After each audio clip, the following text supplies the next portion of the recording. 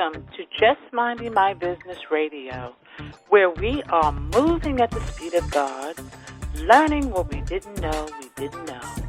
I'm your host, Ida Crawford, so grab a pen and paper and get ready for information that you can use. Welcome to Just Minding My Business Media. We are so happy that you joined us today. I am so excited to bring Shane Mishler, who is the Chief Operating Officer for SD Tech. As a solutions-minded IT architect, he's here to help business leaders identify and tap into the technology-driven tools that will help them thrive in the digital revolution. And that is becoming more and more, Shane. So thank you so much for gracing our stage, and let's jump right in. Thank you so much for having me. Yes. I think the main one right now on the top of people's brain is AI. Yeah. We talk about it all the time right now. Yes. And there's some great things, and there's, a lot of skepticism. So talk to us a little bit about AI.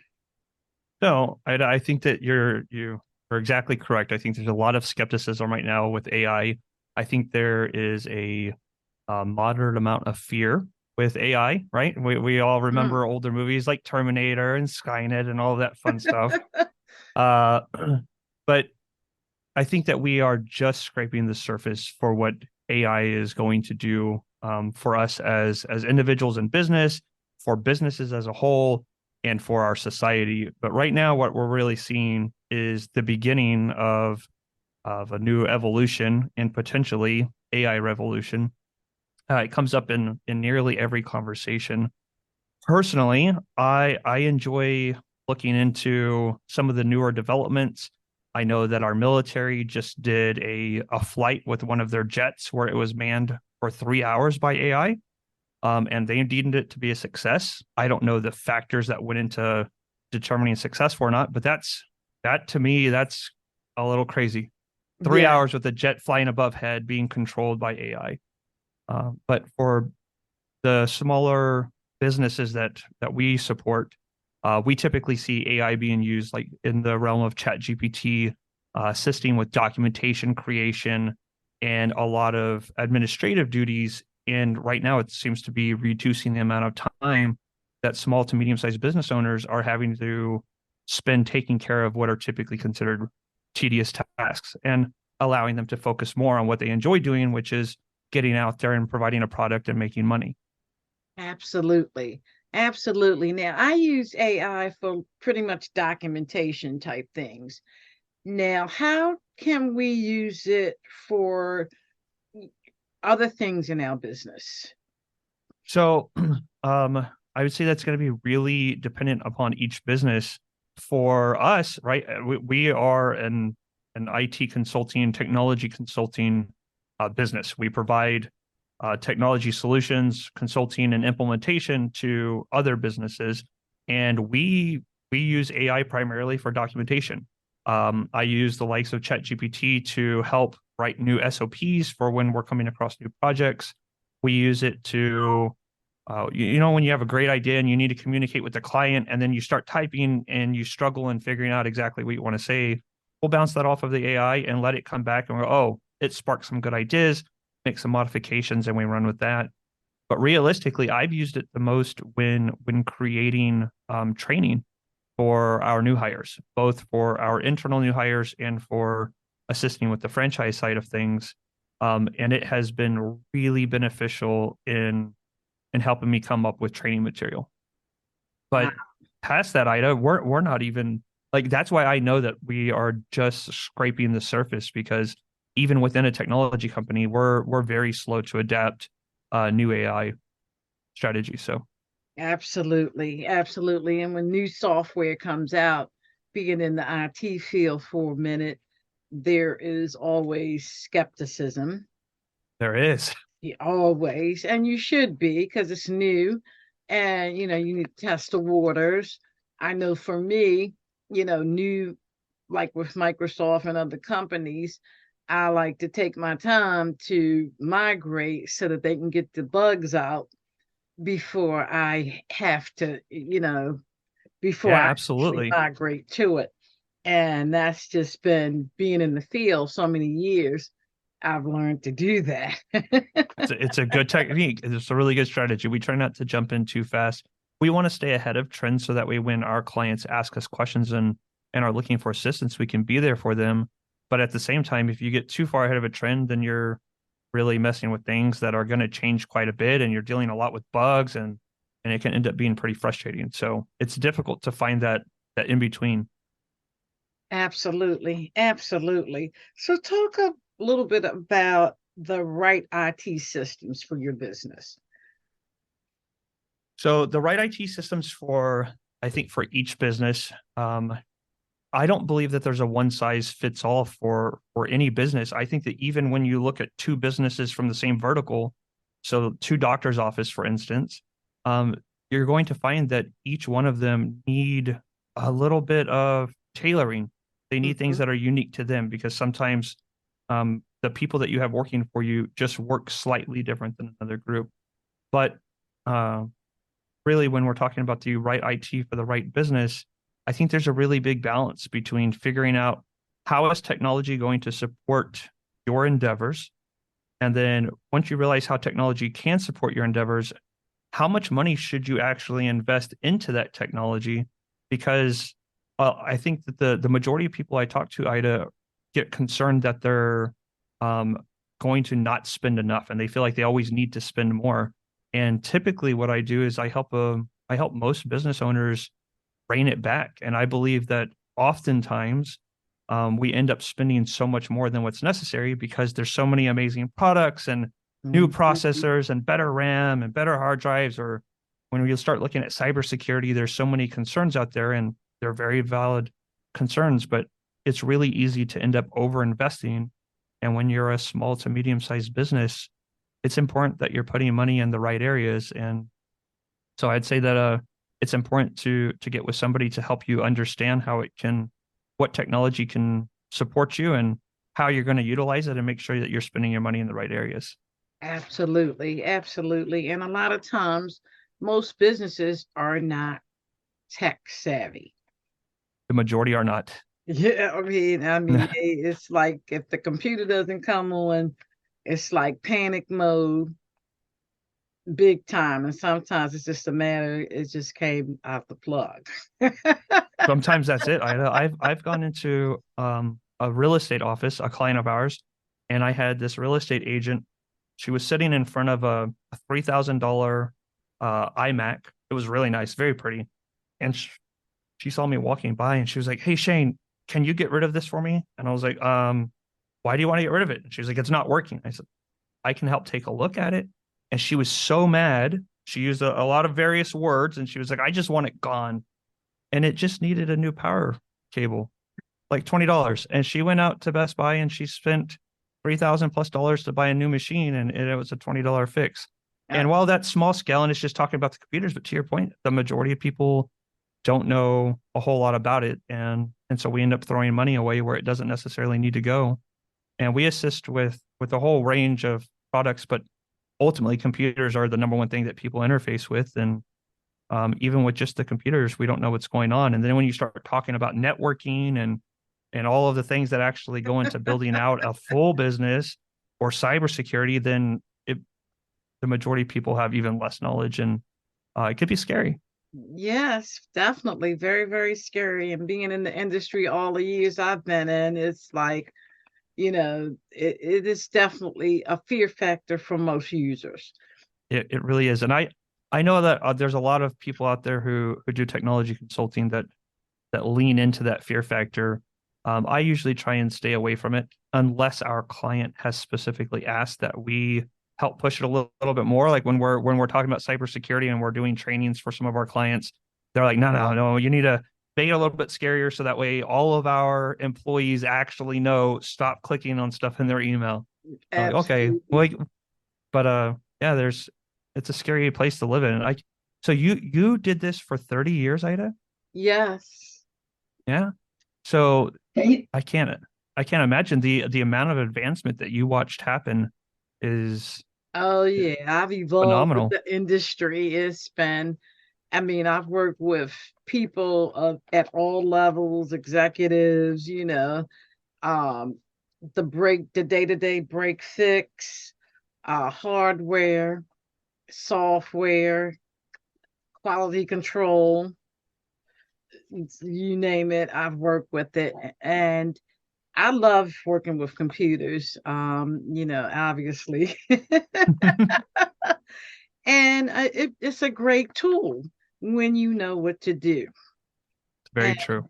one of the things the languaging, I find that most users can't explain what's happening. And that's one of the areas that I kind of focus on in terms of making sure that they understand the language. Okay, what's a desktop? What's, icon? So that way when you are talking to somebody that can help you, you got to say more than my computer not working. Well, what does that mean? Tell me what the message you see. What do you see on the screen? Things like that to get it. Right. And most of the time in the break fix arena, you got to calm them down first You because do. they've got a Word doc they can't get to, and it's panic mode all the way. You know what I mean? So you kind of let them vent. I've had people cussing and fussing. I let them get it all out. And then, okay, you're going to be fine. We can fix this. Almost always, almost always. Once we get a hold of the situation, it can almost always be fixed. You know, Absolutely. that's probably one of my favorite parts of being in this field is helping bridge that gap between a person who doesn't understand technology and then what people typically think of when they think of a tech person.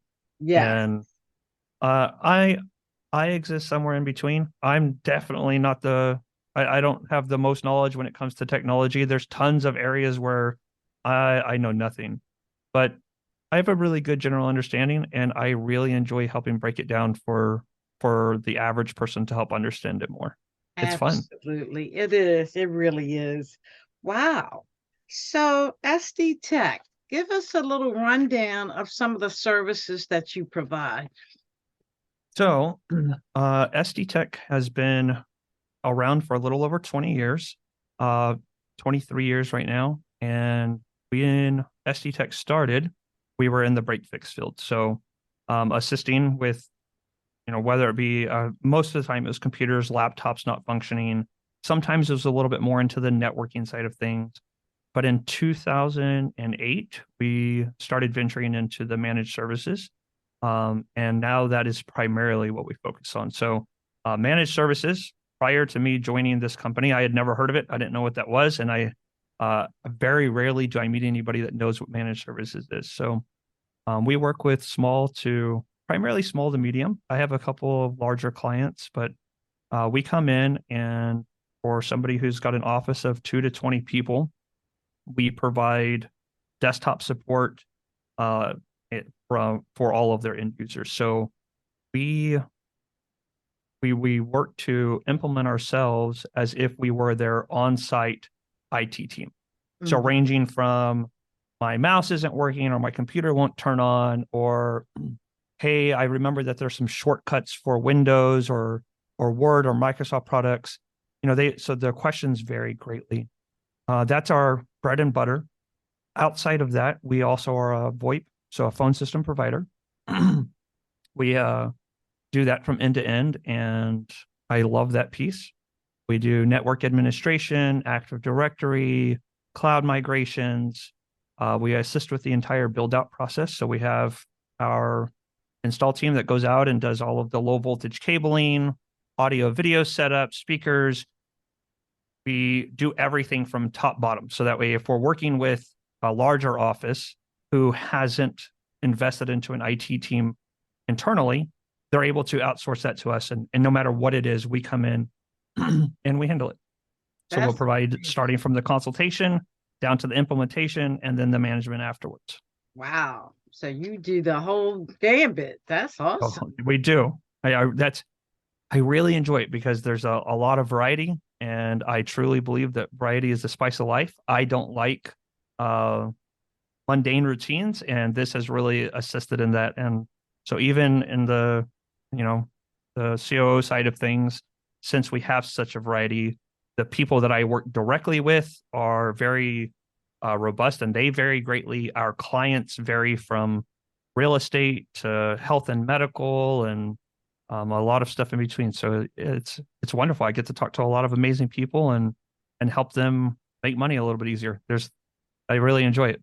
Yeah, I can see. I enjoy it too. It's rewarding, and it's so when you can go and help them. I've gotten cakes. Grandmama, my mama gonna bake you cakes if you fix my computer. I've gotten tickets to shows. It's amazing. It just last weekend we were invited out to a family barbecue with one of our clients, and we had gone out and helped them out quite a few times, and it was for their business. But then they were just really impressed, and they're like, "We want you to meet my wife, and I want you to meet my mom." And I'm like, this is amazing. And you can't beat that. No, gratitude is really high in the computer Hmm. field. People are so grateful when you get them through their situations. They are. They are. They really are. It can be a little bit different of a story when you're first working to get it resolved, but once it's resolved, then the gratitude is typically there. Absolutely. So if companies want to work with you, how do they reach out? So they can reach out. You can find us on Facebook and Instagram. But the best way to reach out to us is to look at our website at sd-tech.net. It has our full list of services, and you can learn a little bit more about the company. You can also reach out directly to me on LinkedIn. That's the best way to get a hold of me. But yeah, all of our consultation services are free, and we do work from Texas all the way up to Canada, California to New York. So Wow, that's awesome. yeah. Awesome. So how do you service all these different areas? You have So that's a great question, Ida. So we actually have a small team. We are about 15 individuals, and from top to bottom, uh, we service it all in-house. We do not outsource anything. And so when we do build outs are the most common reason why we'd have to go out of town or out of state. But Mhm. we have our installation team. We like sending our individuals so that way we know from the beginning everything is implemented and set up 100% to our standards. And then technology is wonderful. So the support can come remotely back from our home office in San Antonio, and occasionally, you know, when something goes wrong that needs somebody in person, we fly out and we go take care of it. And those are like that's we're a small business, and we will always handle our product as a small business, even as we continue to grow.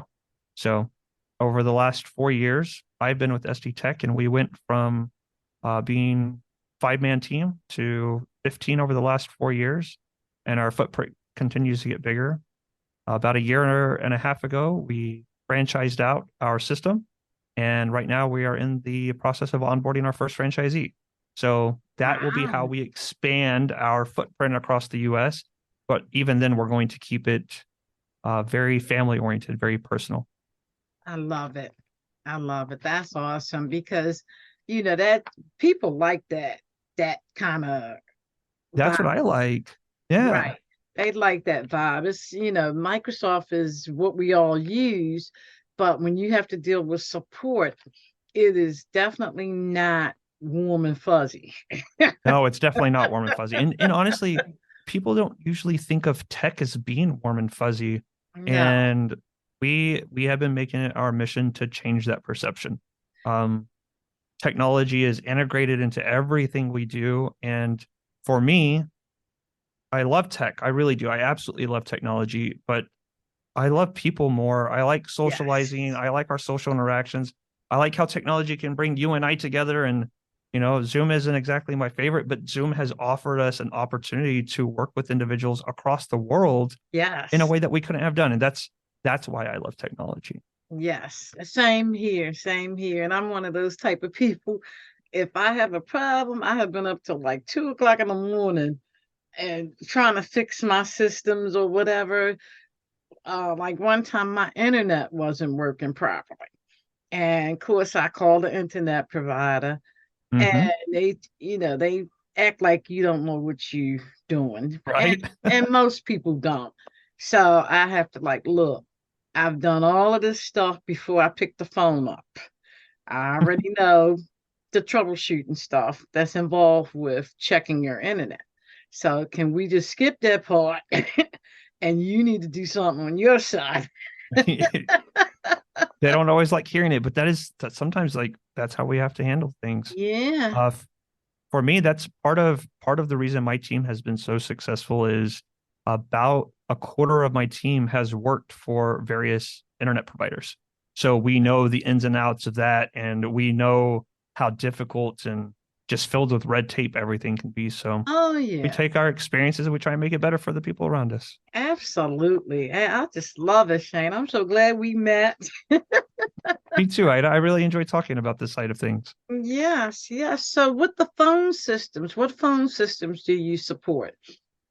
So we use two companies. It's we use Bicom for the actual routing of the phones and the phone numbers, and then we use a platform called PBX. Hmm. The past that, what we roll it out. So we use Yealink desktop phones, and then Hmm. the entire platform, though, from bottom to top, is supported by us internally.